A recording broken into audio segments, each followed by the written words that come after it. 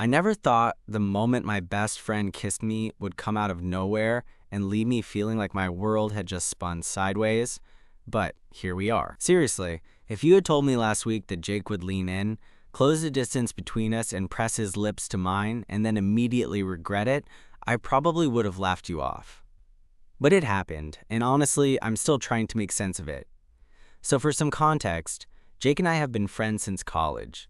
I mean, the kind of friendship where you know each other's Netflix passwords, have seen each other at their absolute worst. Like that one time I had the flu and was basically a walking trash can, and somehow it's never felt complicated. We're like those guys who can comfortably hang out in silence or shout about the latest dumb joke without missing a beat. And this isn't the kind of friendship where there's unspoken tension or hidden feelings. At least, I thought there wasn't. We live in this smallish city that's perfect for laid-back weekends. Coffee shops, dive bars, that kind of vibe. Jake and I both have pretty regular 9-to-5 office jobs, but the way we connect is mostly on the weekends or late nights when we're chilling at his place or mine. He's that guy who's effortlessly cool, with this kind of easy charm that makes people want to open up to him. I've always admired that about him. And I guess, if I'm honest, I've admired him in a way I never really said out loud. That night started off like any other Friday. We met up at this greasy little taco joint downtown, our usual spot, because Jake was complaining about his week and I needed a break from my own. The kind of night where you just want to eat something bad for you and forget about everything else.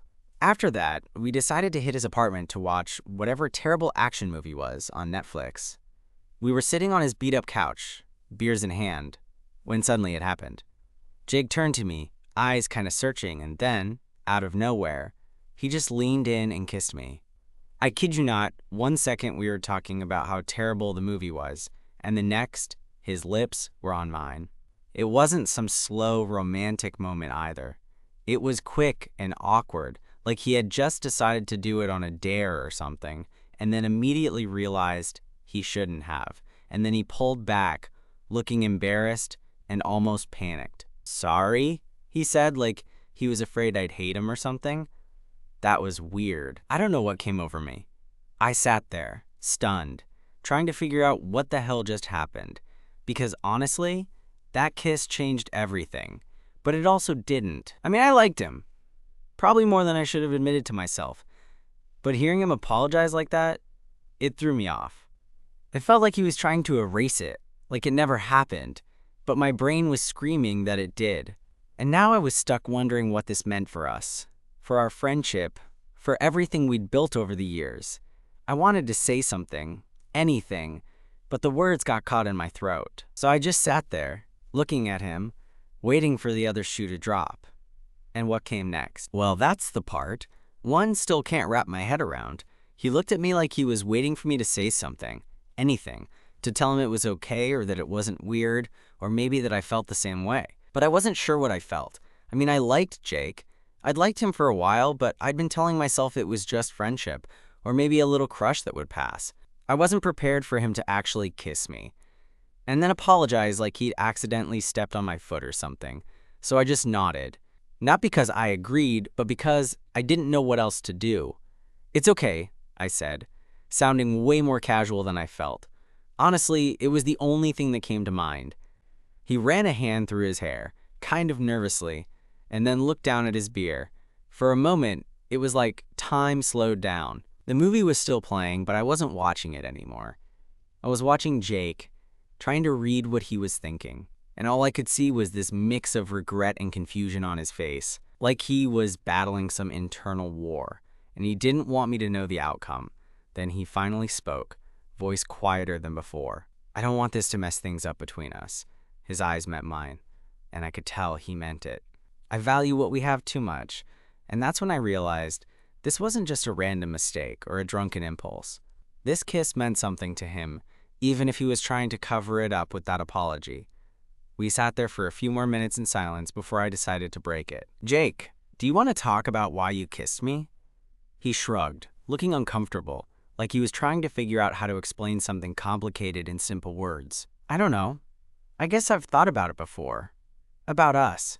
Not just as friends, I mean." My heart skipped, and I felt this weird mix of hope and fear. "Why didn't you say anything?" Because I was scared, he admitted. Scared it would ruin everything, and scared I'd screw it up. I laughed nervously, because that was so us. Both too afraid to say what we really felt. Well, you kind of screwed it up anyway, huh? He smiled, the tension easing just a bit. Yeah, maybe, but maybe that's what we needed. We talked until the movie ended, and even though the kiss was awkward and unexpected, it opened something between us. It was like we'd crossed a boundary that could never be uncrossed, but we weren't sure where to go from there. Over the next week, things were different. Not in a scary way, but in a way that made me feel like we were both holding back, waiting for the other to make the first move. We met up for coffee like usual, but sometimes our conversations would drift into silent pauses where I'd catch Jake watching me, like he was trying to memorize every detail of my face. One afternoon, we were walking through the park, sun shining, leaves crunching beneath our feet, and Jake suddenly stopped. He looked at me seriously. I hate that I apologized like it was a mistake, because it wasn't. That hit me harder than I expected. Then why say sorry? Because I was scared of how you'd react, and I didn't want to lose you. It was like everything was spilling out between us all at once, the walls we'd built over years of friendship crumbling in that moment. I took a deep breath, and without thinking, I reached out and took his hand. He looked surprised, but didn't pull away. Instead, he squeezed my hand, and I felt this rush of relief, and something else, something warm and electric. I like you, Jake. Not just as a friend, I said, voice low. I have for a while. He smiled, that genuine smile that made his whole face light up. Me too. That day in the park, holding hands and talking about things we'd both been too scared to say, I realized that the kiss wasn't a mistake. It was the beginning of something new. Something we both wanted but were too afraid to admit. Of course, it wasn't all perfect after that. We had awkward moments, and sometimes I'd catch Jake looking at me like he was trying to figure out how to navigate this new territory. But we were figuring it out together, step by step. The thing I didn't expect was how much this changed how I saw Jake. Not just as my best friend, but as someone who could be so much more. And honestly, I think he felt the same way. So yeah, when your best friend kisses you and then apologizes, it can throw you for a loop. But sometimes, it's exactly what you need to shake things up and finally be honest with yourself and with each other. And maybe, just maybe, it's the start of a story you never saw coming, but somehow always wanted. After that day in the park, things got complicated. In the best way and the worst way, like trying to dance on a floor that's slippery, but somehow still fun. We'd both admitted how we felt, but neither of us had a clue what to do with that. It's funny how saying the words out loud sometimes just opens a whole new set of questions rather than answers.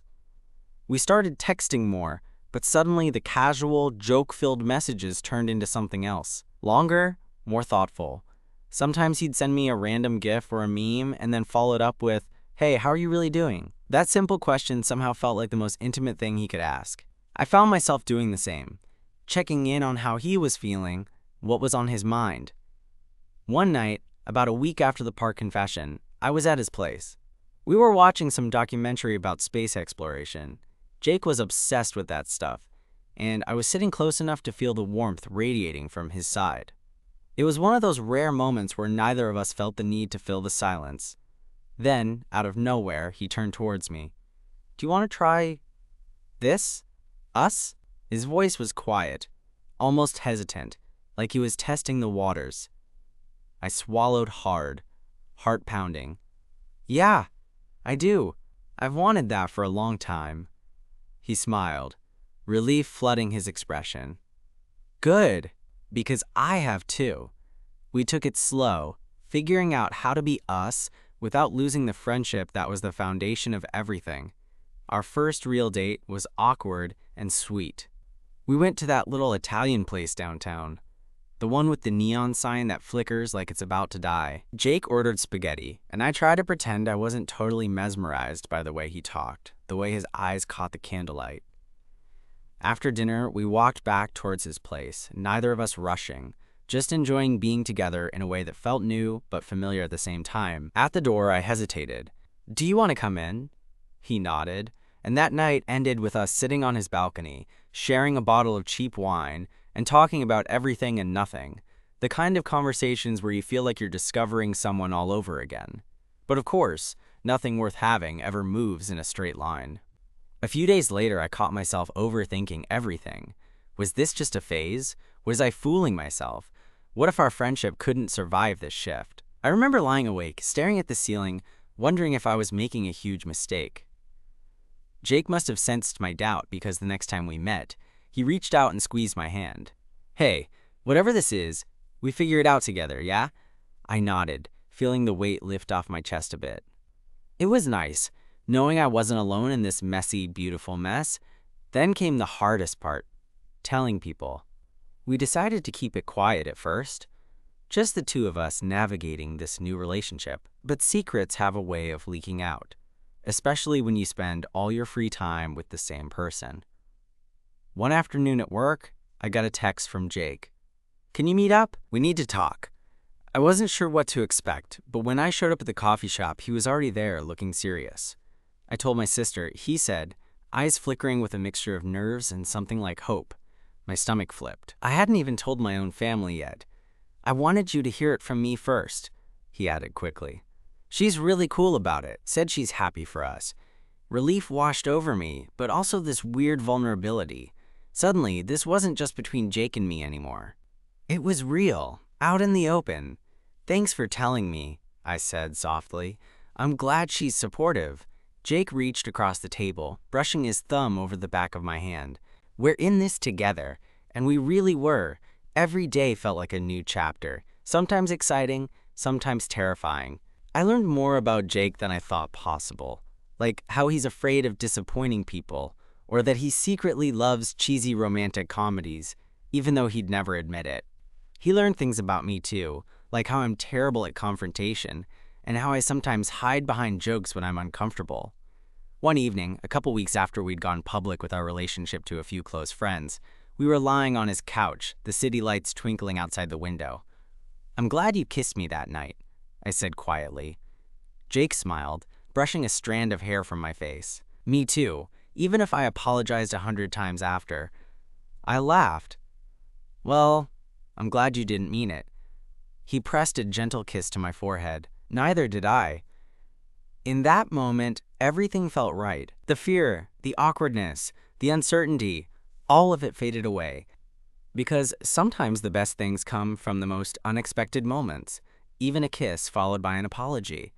And honestly, I can't wait to see where this goes. A couple of months into this whole thing, things started to settle into a rhythm. Not the boring and predictable kind, far from it, but a comfortable sort of rhythm where I felt like I was finally catching up with the part of my life I didn't even realize was missing. Jake and I had this way of communicating where we didn't always need words. Sometimes a look, a touch, or even a shared silence said more than any text or conversation ever could. But that doesn't mean it was all smooth sailing. There were moments when the fear crept in, like shadows at the edge of the light. Sometimes I'd catch Jake hesitating before he said something vulnerable, like he was still guarding a piece of himself, unsure if it was safe to share. And sometimes I'd do the same, holding back because I was scared of rocking the boat. I guess when you've been best friends for years, adding boyfriend into the mix turns everything upside down in ways you don't expect. One Friday night, we were at his apartment after work, the place dimly lit with candles because Jake insisted that ambiance was half the fun. We were drinking wine, nothing fancy, but enough to loosen up, and laughing about some ridiculous meme battle we'd been having earlier that day. It felt like the old times, but better. Then Jake got quiet, eyes fixed on his glass like he was wrestling with something. I nudged him gently. "Hey, what's up?" he sighed, setting his glass down carefully. "I've been thinking about telling my parents." I blinked, surprised. "Really? That soon?" He nodded, biting his lip. "Yeah. I mean, they're pretty traditional, and I'm not sure how they'll take it, but I don't want to hide us anymore."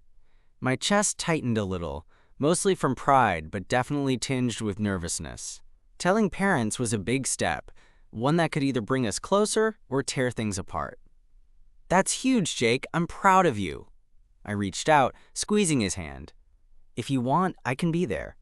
Or if you want to do it alone, I get that too. He smiled, that warm, genuine smile that always made me feel like everything was going to be okay. I want you there. I want us to face it together. We spent the next few days planning how he'd bring it up. Not that there was a script or anything, but we talked through what might be said, how it could go wrong, and what we'd tell each other afterward to stay grounded. When the day finally came, I was a wreck. Not because I doubted Jake or us, but because I knew how much courage it took for him to open that door. We sat together in the living room, holding hands, waiting for his parents to arrive. His mom was warm and gentle, but you could tell she was surprised.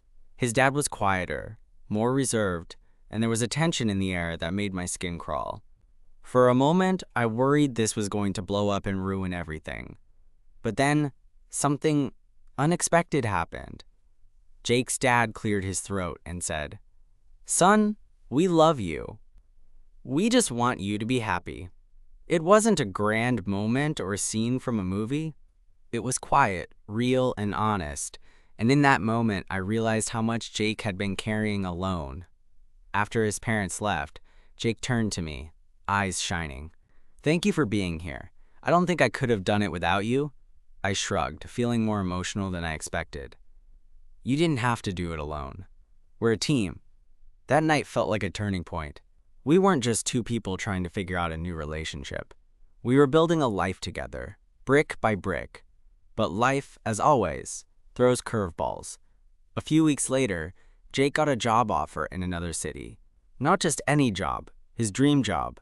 It was everything he'd been working towards for years, and I was thrilled for him. But at the same time, it felt like my heart was being pulled in two directions. We sat in his apartment, the walls suddenly feeling too small, the future suddenly feeling too big. "What do we do?" I asked, voice barely above a whisper. Jake sighed. "I want to take it. I can't let this pass me by." "Me too," I said, trying to keep my voice steady. "But what about us?" He took my hand, fingers intertwining with mine like a lifeline. "We figure it out, like everything else." We talked late into the night, weighing options, making plans, promising to make it work no matter what. Because we knew that whatever distance came between us, what mattered was what we built together. That week, we went for long walks, held each other a little tighter, and made memories like they were going out of style. I realized then that the kiss that started all this wasn't just some random moment. It was the beginning of a whole new chapter, one filled with uncertainty, but also with the kind of hope I hadn't dared to feel before. As I watched Jake pack his bags now, ready to start this new adventure, I'm scared. But more than that, I'm grateful. Grateful that a moment of awkward honesty brought us here. Grateful that we're willing to fight for this. Because love, real love, isn't about perfect timing or easy answers.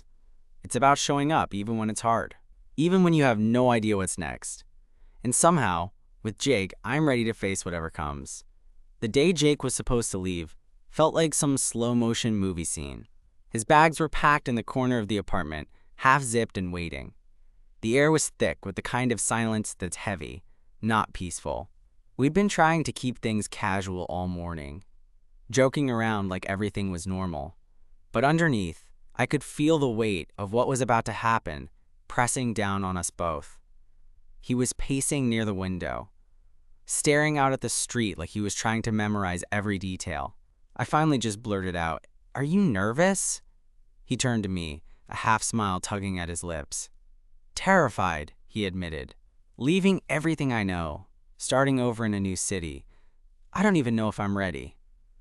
"Neither do I said honestly, moving closer. "But we can figure it out, one day at a time." He reached out, pulling me into a hug. It was tight, like he was trying to hold onto something real before stepping into the unknown. I closed my eyes and just soaked it in. The warmth, the familiarity, the unspoken promises wrapped up in that embrace. Later, when we sat on the couch, the conversation drifted to the future. "How do we make this work?" I asked, voice low. Jake shrugged, fiddling with the sleeve of his shirt. "Honestly, I don't know, but we've got video calls, weekend visits. We're not new to long distance, right? It's like when we were at different schools during college." I laughed at that, remembering those late-night FaceTime marathons and the endless texts just to stay connected. True, though this feels different. Yeah, Jake agreed, because this time it's not just friendship. It's everything. We decided to set some ground rules, call each other at least once every night, text throughout the day, and make plans to visit as often as possible. It felt like a fragile blueprint, but it was our best shot. The night before he left, we stayed up talking until the sun started peeking through the blinds. We shared memories, silly stories, and dreams we hadn't dared to say aloud before. Somewhere between the laughter and the quiet moments, I realized how deeply I'd come to depend on him, not just as a friend or boyfriend, but as my person. When the morning came, the apartment felt emptier than I thought possible. Jake was quiet as he packed the last of his things, stealing glances my way, like he was already missing me. At the airport, we stood in that awkward space between goodbye and see you soon. Neither of us wanted to be the first to pull away. Finally, Jake stepped closer, kissed me softly, and whispered, "Don't forget me." "How could I?" I answered, my voice breaking a little. As he walked away toward security, I felt this mix of pride and ache knotting in my chest. I trusted him, and I trusted us, but the distance was a new kind of challenge. The next few weeks were a whirlwind of messages, video calls, and careful balancing acts. Some days were great, laughing over shared memes or talking about our days like we were still in the same room. Other times, the time difference and busy schedules made it hard to connect, and I found myself staring at my phone, waiting for a text that didn't come. One night, after a particularly long day at work, I sat on my couch scrolling through our old photos, us at the taco joint, laughing on the park bench, silly faces during movie marathons. I felt this sudden wave of loneliness hit me harder than I expected. That's when my phone buzzed. It was Jake. "Hey," the message read, "missing you." It was simple, but enough to make me smile through the fatigue. I typed back, "Miss you too. Can't wait till we see each other next." We traded messages late into the night, sometimes about nothing, sometimes about everything. It wasn't perfect, but it was ours. A month later, Jake came back for a weekend visit. Walking through the airport, seeing him come through the gate, I realized how much I'd missed the little things, the way he smiled, the way he laughed, the way his presence filled the space around me.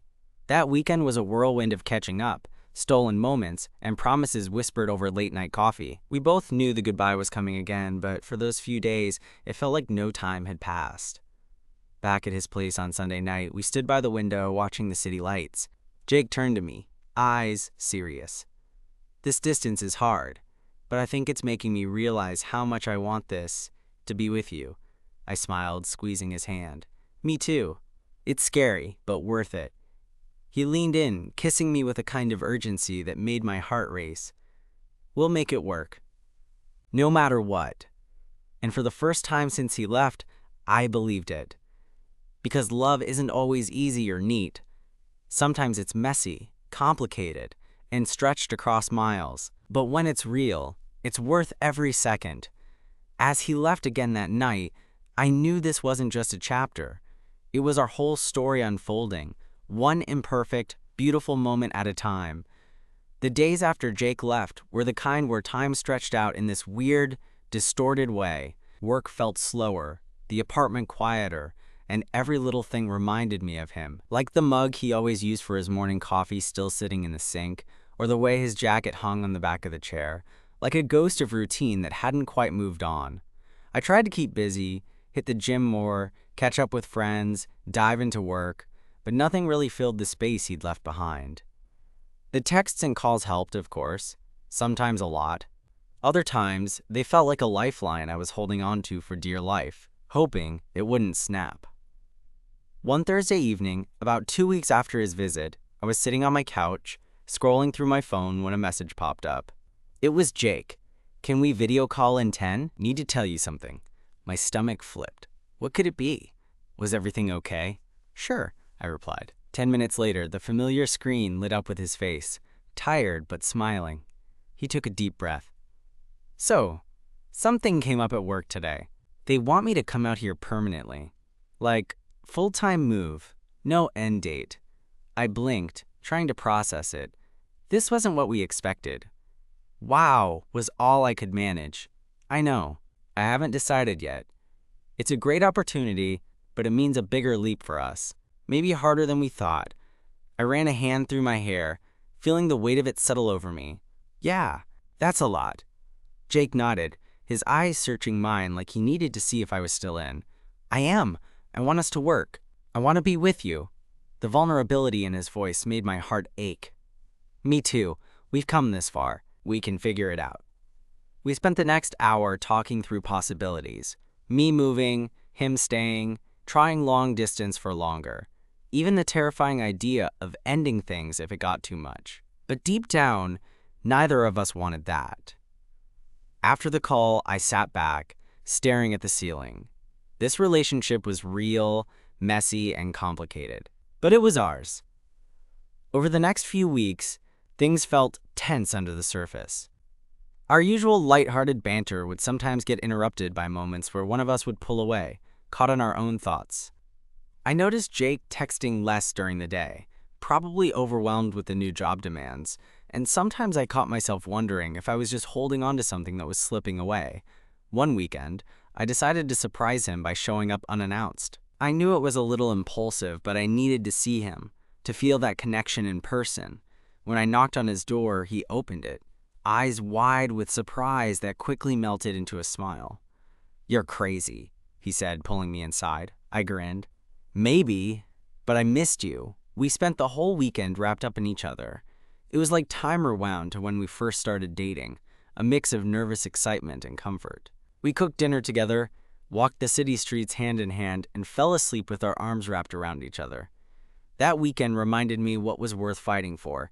But when Sunday night rolled around, reality crashed back in. Standing in the airport, saying goodbye again felt like tearing a piece of my heart out. "Don't do this," Jake whispered, voice thick with emotion. "I don't want to, trust me," I said, trying to keep it together. "Promise me something," he said, gripping my hand. "Anything. Promise me we won't let this mess us up, no matter what." I nodded, swallowing the lump in my throat. "I promise." Back home, the silence was loud. I caught myself staring at my phone more, waiting for a message that took longer than usual to come. Sometimes doubt crept in, whispering that maybe, just maybe, we were holding on to something fragile. Then one night, I got a call. Jake's voice was shaky, and I could hear the background noise of a hospital. "Hey," he said, barely above a whisper. "Can you come?" My heart pounded. "What happened?" "Are you okay?" Yeah, it's my dad. He had a minor heart attack. They're keeping him overnight." I didn't hesitate. I booked a last-minute flight, my mind racing, with all the things I wanted to say, all the ways I wanted to be there for Jake. At the hospital, I found him sitting beside his dad's bed, exhaustion and fear etched across his face. When he saw me, relief washed over him. "Thank God you're here." We spent the night talking quietly, sharing stories about his dad, about family, about how fragile life can be. It was raw and real, the kind of moment that reminds you what truly matters. In the days that followed, I stayed with Jake, helping out however I could.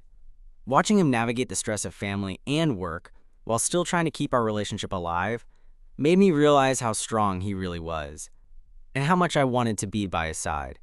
Not just for the good times, but the hard ones too. That experience changed us. It grounded us. We started to talk more openly about the future, about where we saw ourselves in a year, 2 years, 5. The distance still loomed, but suddenly it felt less scary and more like a challenge we were ready to face together.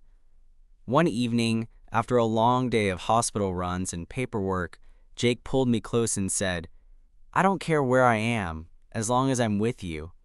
And in that moment, I knew whatever came next, we had something real, something worth fighting for. Because sometimes, love isn't about perfect timing or easy answers. It's about showing up, again and again, even when it's hard, even when you're scared. And with Jake, I'm ready to show up forever. Months passed after that hospital stay, and slowly but surely, things started to fall into place for us. Jake's dad recovered well, which was a huge relief, and the whole experience left us closer than ever. It was like we'd been handed a reminder of how fragile life is, and that made the uncertainty of distance feel less daunting. We kept navigating the long-distance thing. Calls, visits, late-night texts, and gradually, the idea of me moving to Jake's city stopped feeling like a scary leap and more like the next step. Neither of us wanted to rush, but we both knew that if we wanted to build something that lasted, we needed to be in the same place. One chilly Saturday afternoon a few months later, Jake and I were walking through the park where we'd first admitted how we felt. The leaves were turning, the kind of crisp fall air that makes everything feel fresh and possible. We stopped by that same bench, the one we'd sat on so many times before, and Jake reached into his jacket pocket. "I've been thinking about this for a while," he said, pulling out a small, simple ring. Not flashy, just genuine, kind of like him. My heart skipped. Jake. He smiled, that easygoing grin I'd come to know so well. "I don't want to wait anymore. No matter where we've been or what we've been through, I want to be with you. Here. Now. Wherever forever is." I swallowed hard, feeling something like peace settle over me. I want that too. More than anything. We slipped the ring onto my finger, and somehow in that quiet moment, with the park bustling around us, it felt like the start of everything we'd been working toward. No grand declarations, no perfect timing, just two people choosing each other again. Looking back, I realized that first kiss, the one Jake apologized for, wasn't a mistake or a random accident. It was a beginning. A messy, awkward, beautiful beginning that taught us both how to be brave, how to be honest, and how to love in a way that's real. Love isn't always easy, or neat, or wrapped up in pretty bows. Sometimes it's uncertain, complicated, and scary. But when it's right, it's worth every step. And for me, that's exactly what this has been. Worth everything.